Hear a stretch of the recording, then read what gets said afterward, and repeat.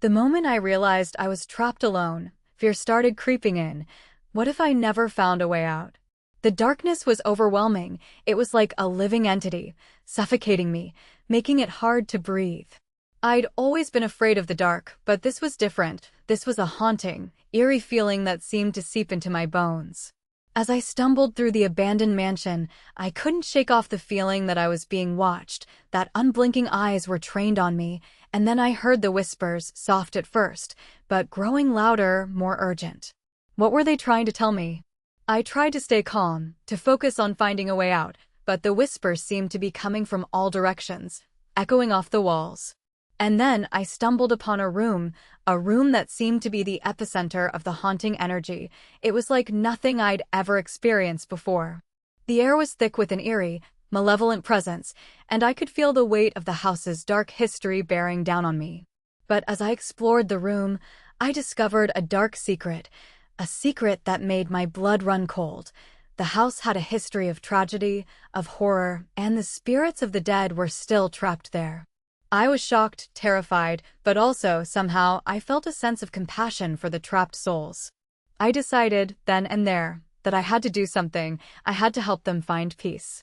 So, I held a ritual, a surreal and emotional experience that left me shaken, but also, somehow, at peace.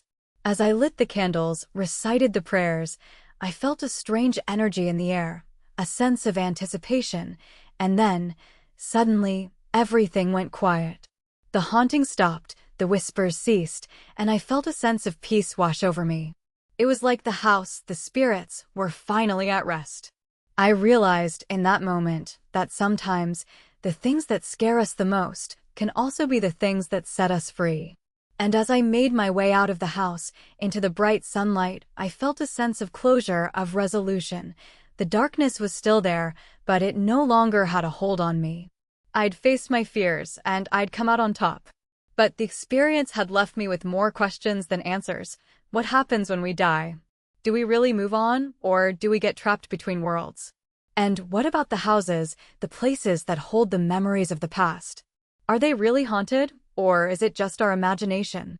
I don't know, but what I do know is that I'll never forget that night, that experience. It was a night that changed me, that made me see the world in a different way.